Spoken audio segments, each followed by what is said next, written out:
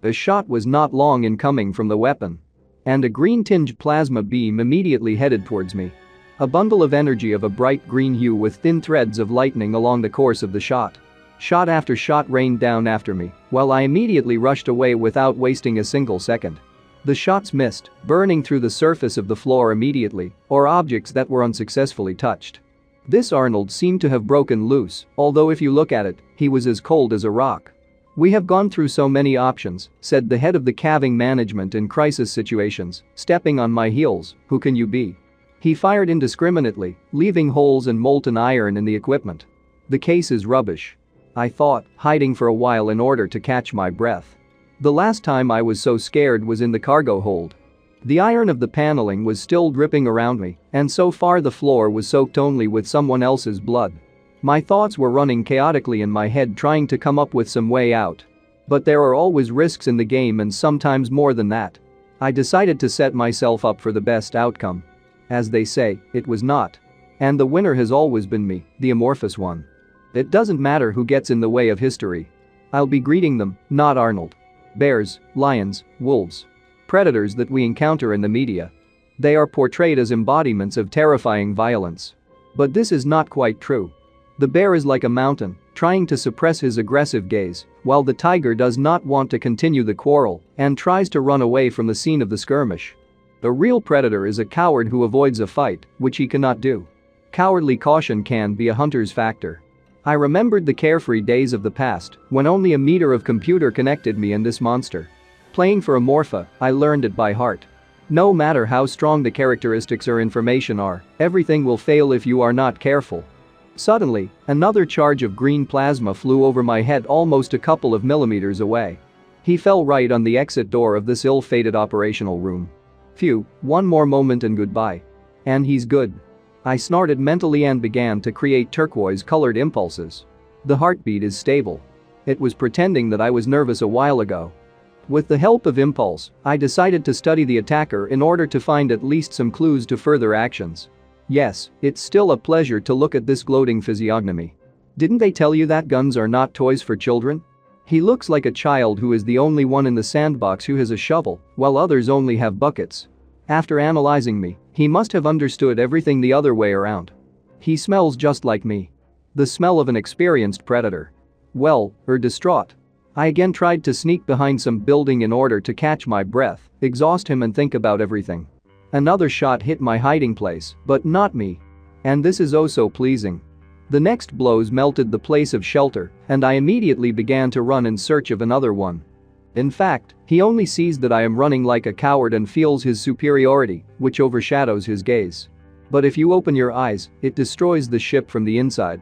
For the sake of this, you can run, cowardly with your tail between your legs. Head of the department. The captain finally spoke up. Don't forget that this is the opera headquarters, be careful. The head of the technical team also began to give voice from his hiding place. I'm careful as it is.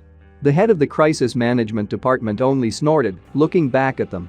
I wanted to take advantage of this and change my location. But it wasn't there.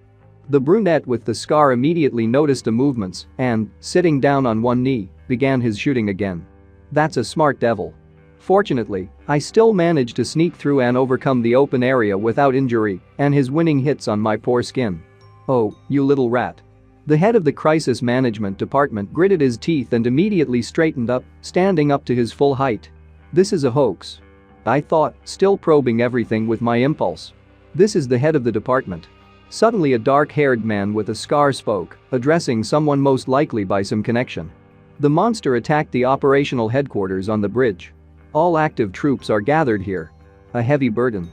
I thought when I heard that. You shot at me like you were going to kill me, but it was a test. It finally dawned on me what the devil with the scar was up to. He was stalling for time, protecting the captain and the head of the department. The soldiers can catch me at this rate. Huh, I grinned right there and bared my teeth. Were you trying to fool me?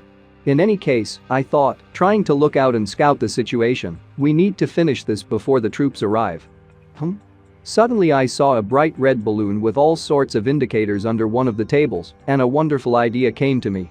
This fire extinguisher. Very handy. I decided, trying to get it unnoticed. But so that he wouldn't even notice him out of the corner of his eye, and guess my plan. Tearing off the fuse so that my idea would not break, I took the fire extinguisher into service. I disconnected the ceiling mount to make it easier to hold the device and got ready for the next steps of implementing my plan. Without wasting a lot of time, I immediately directed the lampshade in the direction of my abuser and made the whole power in order to cover the visibility zone to the head of the crisis management department. What? Only a stupid question was heard in the clouds of smoke. Do you think this will stop us? The dark-haired man with the scar spoke, covering his mouth with his palm and preparing to shoot to kill. What a clever devil this is. The next shots almost hit me again, although I tried to crawl as unobtrusively and inaudibly as possible, closer to the floor. But the green sparks of the shots still flew almost nearby. The silence was replaced by the coughing of all those still alive present. I can't see anything. Someone shouted, trying to somehow see something and not lose control of the situation. What a bunch of nerds. The head of the crisis management department could not stand his indignation, watching as these idiots, instead of sitting quietly in shelters, began to wander thoughtlessly around the area of the operational room. You don't carry guns for decoration. He shouted again, deciding to use them somehow, since they were sticking out. Excuse me. Someone stammered. Where is he? The dark-haired man with the scar was indignant, clenching his teeth immediately with anger. Disappeared? Damn. He cursed and decided not to waste time in vain. Get the captain out of here. Did the pot work? I grinned when I heard his instructions. But this judgment is erroneous. I snorted, getting ready to eat my food, which I had already masterfully paralyzed with my poison. Well, it's time to eat. My victim was afraid of me, but she couldn't do anything and just let foam out of her mouth, not taking her eyes off me. Veins bulged on his face, already filled with my poison that was circulating through the bloodstream. I opened my mouth, showing my sharp teeth, and was already getting ready to eat delicious food. Scarlet blood immediately spurted out of the wound that had formed. Captain. Where is he? The blonde-haired man immediately exclaimed, holding his weapon at the ready and looking around. Here. Stuttering, they immediately gave a voice in response. It's not him. Suddenly someone exclaimed from a completely different direction, which confused the soldier. The captain is here. What? The soldier was taken aback, but did not move. Do not submit. It came from somewhere out of the fog. He's deliberately confusing us. By this time, I had already approached another soldier from behind and was ready to pounce at any moment. Yes. It was heard again among the fog. A brown-haired man is standing in front of me. He's shaking all over with fear and also looks around. But I didn't waste any time and immediately the scarlet blood spurted out again like a fountain, and I continued my dinner party. As you can see, I didn't call them all. Thank you for the offering, so be it. Don't believe him. It rang out again from somewhere unknown. He killed the head of the department. The blonde man was still standing in place, holding the gun tightly by the handle and trembling. The head of the navigation department? The boy stammered. Fuck yeah. It was heard again, but from the other side. Don't give in to him. A voice shouted, from which the soldier was immediately taken aback. He imitates the voice. His voice. I am the head of the navigation department. The same voice exclaimed without lowering its tone. Trust me. Damn. Wake up. It's a monster. Another voice was shouting. So many voices. Complete obscurity. It confused me so much that I was dizzy. Shoot him. Kill. There were screams here and there. The soldier sighed dejectedly, but still decided to do something at last and not stand and wait for his death. Oh my god. He shouted, unable to withstand the pressure, and immediately pulled the trigger, making a powerful shot into the unknown. Bam. It was heard at the place where the laser went into the fog from the shot. Said someone whose hand was hit by a soldier's shot and burned through clothes and partially skin. Damn it. The head of the crisis management department swore. A powerful shot of a soldier burned almost the sleeve of his clothes completely and inflicted a large-scale burn on the arm from the wrist to the shoulder, from which it immediately began to bleed. Suddenly, the brunette with the scar felt something and immediately turned around, guided by his premonition. So you're there. He exclaimed and immediately fired in the direction where his premonition pointed him, despite the burn of the leading hand. Damn. This bastard still found me and shot me right, so to speak. This shot was sliding, but it still brought me pain.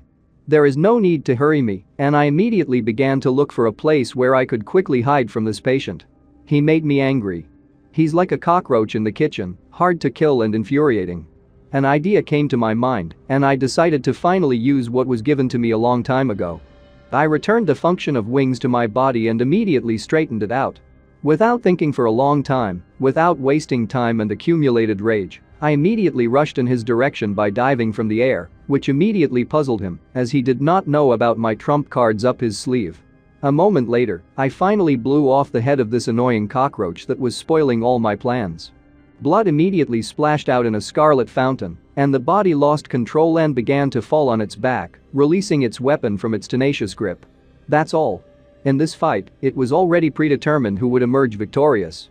And of course from the very beginning it was me and no one else. "Hey, assholes!" the captain exclaimed, seeing the outcome of the incident. He was beside himself with this and was ready to take off 3 skins from each person present. It is understandable, there is a threat to his life on the ship, which can at any moment also take off his head sooner or later. "What the fuck are you doing here?" he was still indignant, saying in the face of the soldiers who arrived. "Excuse me." They stammered in response, holding a weapon, while on the floor one of the workers cannot restrain the urge to vomit. Not surprising. Who could hold back if not far from you lies a corpse with leaked brains in a pool of their own blood? God. The captain of the ship exclaimed again. "Get busy immediately." "So?" someone said, approaching the captain behind his back. "Captain," said a man who came closer, "we have finished identifying the victims." "Acting head of the medical team?" The captain was surprised, turning to the voice. "Are there any survivors?" the captain immediately asked, hoping to the last for the slightest better outcome. "No, everyone died." A brunette in a snow-white robe spoke, except for the acting head of the research group. "What?" the captain immediately exclaimed upon hearing the news. "Senior researcher Wei is not dead?" Large transparent flasks with some unknown liquid inside which floats a body without consciousness and without clothes. The only thing he was wearing was a mask for oxygen intake. A multitude of intertwining hoses, tubes and wires of black color kept the capsule in working condition. "Yes, he's been taken to the recovery room." A man in a bathrobe spoke. Fortunately, he was immune to the monster's neurotoxin. Part of the hair came off the man's skull. Half of the face consisted of corroded body tissue and had a burgundy hue. A lot of scars on his face, as if the veins on his face had been eaten out or torn out, which he had been deprived of. One eye left its home, and only the tissue of the eye socket remained without protein. The other eye is tightly compressed and also marred by smaller scars. A lot of bluish areas on the face. Where the larynx is also burned tissue. But he received irreversible damage to the organs of vision, smell and taste. He will have to breathe through a tube for the rest of his life. The brunette spoke, to which the captain only remained silent. But the next sentence of the opponent in the conversation struck him very much, and he immediately looked up at the one who said it. "Why don't we surrender to the space dogs? All these people want to live their own lives." The captain immediately exclaimed, and sweat immediately appeared on the brunette's face, and he looked away. "Down with useless conversations," the captain snorted and abruptly turned away. "Do your job." The man in the bathrobe also jerked from his seat and hurried after the manager, trying to keep up with every step. "Damn." The ship's captain cursed inwardly. How many people died? He gritted his teeth in anger while the soldiers packed the corpses into bags. Heads of research, technical, medical, supply department, navigation and crisis management group. They all died. The captain was indignant to himself because of what had happened. "If we fight pirates like this, we will never survive. Damn it." The captain of the ship cursed in his mind, standing in his place. "Maybe I should drop everything and run away?" "Eh?" one of the soldiers exclaimed when he saw something, which surprised him immediately. "What kind of gun is that?" the soldier exclaimed and immediately pulled the captain's attention out of his thoughts. The captain immediately turned his head towards the soldiers, and one of them immediately explained to the surprised one. "It looks like a team leader's weapon." "Hey!" the captain exclaimed immediately, seeing a plasma pistol in the soldier's hands. "Bring it here." The other soldier was sitting next to him and was still packing the body, which once could still speak of its own volition. "Take." The soldier spoke and handed the captain a gun, which he had seen in the hands of the head of the crisis management department not so long ago. "The energy charge is 60%. The captain began to reflect, studying the weapon in his hands. "It's a little cracked, but it's good for self-defense. I'll have to take care of myself," he thought, looking at the small grid of cracks diverging on the charge bulb. The monster is alive and walking around the ship somewhere, the captain mused, leaving the operational room. 2 days later, a meeting with the pirates. I do not know what to do next. Most of the bumps at the helm have been eliminated. I thought until one of the bubbles burst and immediately released a dark green gas. The green liquid darkened and began to drain from the walls, and the bubbles burst and released dark green gas into the air. Even if the security system reports a problem, it will take time to process it. I was thinking, being in the center of my nest. I can ignore Captain Yu Sung. It's finally time to expand the nest. I thought and looked up into the darkness among the tangle of pipes. I currently have 3 nests in cryocomers, I reasoned, so I can choose 2 new ones. Catering is in the first place. I reasoned, remembering their dining room. A spacious room with long tables and lots of chairs. Food is the most important thing for survival. You can spoil the food and block the enemy's supply stocks. Next is the military equipment warehouse, where plasma installations are stored. I remembered a powerful weapon with a lot of test tubes in a circle, fixed almost in the middle of the room on powerful supports. This weapon can kill me, so I need to act right now. Another goal is the laboratory. There are a large number of genetic samples and ionium. In a row against the wall there are many small flasks with different entities. In the middle of the room is a large glass flask with a creature with long blue tentacles and a bone shell, as if it were a huge alien mollusk. However, the problem is that the probability of obtaining characteristics using a sample is less than 10%. Only with the help of ionium can you use the power of an individual and thereby prepare for pirates or possible enemies. I will place the nests in the catering and laboratory. We need to steal a plasma installation and use it. I decided all the same and immediately rushed to the place from which I decided to start. I didn't plan this initially, but what Arnold said continued to torment me. I thought as I made my way through the ventilation shafts. I do not know who Shihin Eugene is, who he serves, but he may be in cahoots with pirates. There is nothing scarier than an unknown enemy, I still thought as I moved towards the X spot. It's worth exploring more. Hi. Suddenly I heard the voice of a pink ball with an antenna and immediately stopped. Number 26, you seem to be in a good mood. Was there a dose experiment today? I asked immediately, looking out from around the corner. I immediately hissed, conveying my message to the creature. You seem to be in a good mood? Yes. It doesn't hurt. The bubble exclaimed in response. If you think about it, I immediately began to think, can't we experiment in the current situation? They hide in their rooms. Why not be a little bolder?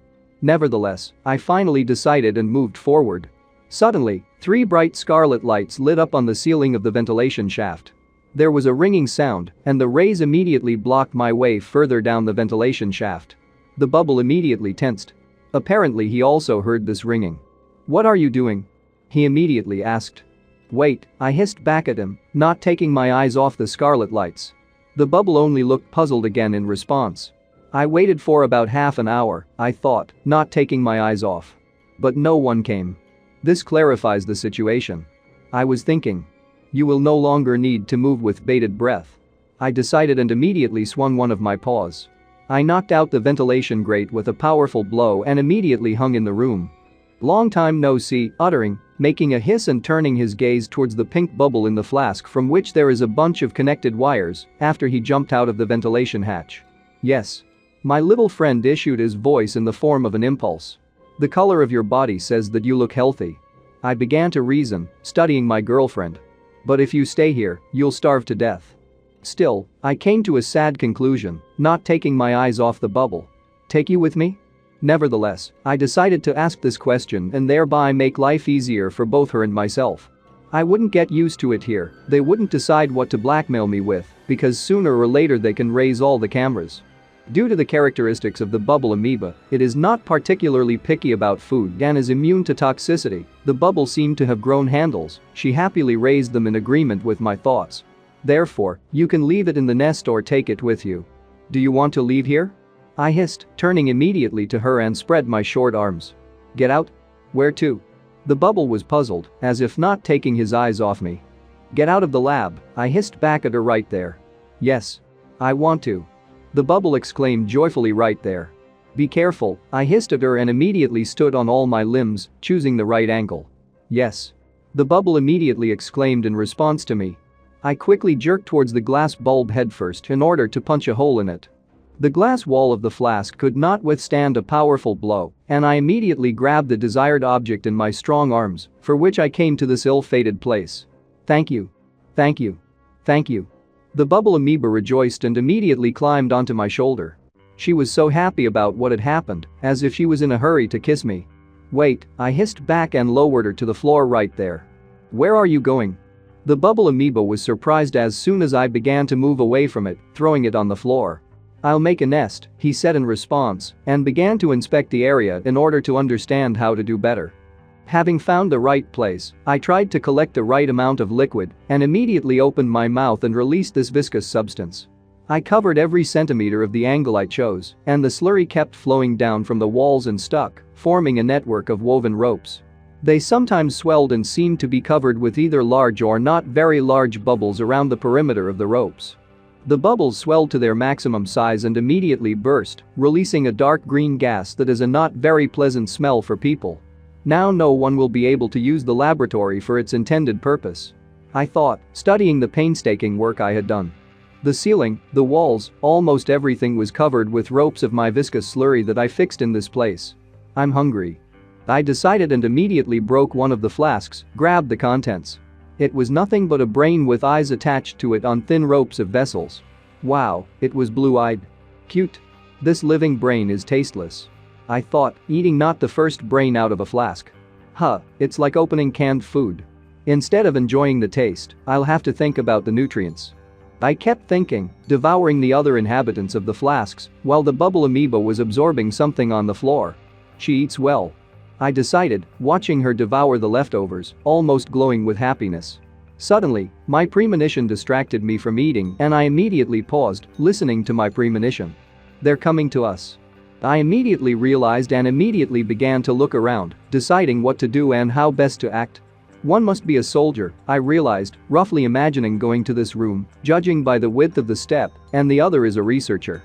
2 people won't be enough to catch me, I decided, still hiding with a bubble amoeba on my shoulder. Caution will never be superfluous, for sure. A soldier in uniform in black and white colors really came into the room with a weapon at the ready. A researcher in a white coat was standing nearby. The brown-haired man passively looked ahead even without any emotion on his apathetic face. What? They exclaimed in one voice as soon as they saw with their own eyes what I had done in the laboratory. Horror and dumbfounded looks appeared on their faces. What's it?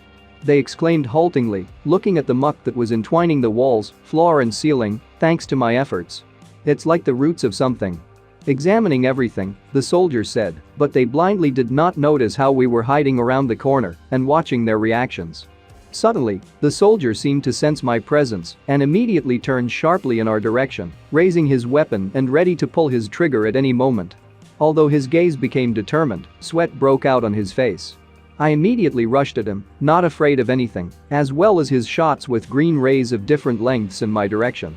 Quickly catching up with my victim, I immediately saw his look full of even greater shock and wild fear. I didn't waste a drop of time and immediately pierced his stomach through, and scarlet blood immediately gushed from his wound to the floor. He immediately exclaimed at the moment of impact. Go away. The soldier, still alive and barely breathing, croaked haltingly. Tears immediately began to flow from his eyes, and veins full of poison, which I let into his bloodstream, immediately began to swell under his skin. I abruptly pulled my paw out of him, and he immediately fell to the floor, emitting a fountain of blood from his perforated belly, and I just silently watched the once still living person from whom one would expect a threat. But no. Now he is barely breathing and counting the seconds until the final sigh. As soon as the soldier was finished, I immediately moved to my easier prey. Hey! The researcher exclaimed and, having fallen, began to crawl away diligently. Help! He shouted, fearing that I was heading in his direction step by step. Save me! The last thing he cried out was how I immediately grabbed his head with my paw in the face area, as if the device was pulling out a toy for a couple of coins. Painfully. Painfully. Suddenly I heard the voice of a bubble amoeba and immediately looked back in his direction. Hey. Seriously? I was puzzled, watching as the bubble diligently waved its small paws. He did not ask for help, but on the contrary was indignant because he saw one of his abusers. It looks like this person also participated in experiments on her. I thought, shifting my gaze to the researcher. He was roaring and ruling. And you're angry because he hurt you. If you think about it, I thought, and immediately stung my victim, letting a portion of poison into his neck. It can also kill a person. I finally let go of his head, and he looked down at the floor and trembling, began to be covered with protruding veins in which my poison began to spread. She was surprised when, instead of dealing with him as the first one, I took him in my paws and held him out to her abuser's face. But she did not hesitate for a long time and, as if opening like a canvas, the bubble amoeba immediately rushed to the face of her abuser. She held his face tightly in her arms. Whether it began to corrode his face, or whether he began to drown in it as if in a liquid without oxygen, it did not immediately become clear, but one thing was clear: she was punishing her abuser. This is her revenge. Instant death is better, like a soldier's. I reasoned, watching the bubble amoeba still tormenting the twitching body of the researcher, or the death of the researcher from the melting of the head. Well, I thought, deciding to absorb another brain from a test tube, despite the fresh victim, they will die anyway, so there is no point in thinking about it. As soon as I absorbed my next stringy refueling, a system window suddenly appeared in front of me. However, it was sudden. Now I didn't even expect such a turn of events. Are you happy? I grinned. I reached my goal earlier than I thought. The blue screen of the system was filled with text: a tread characteristic, the first type already exists. Apply the type of strengthening of physical strength? And then the answer options are yes and no.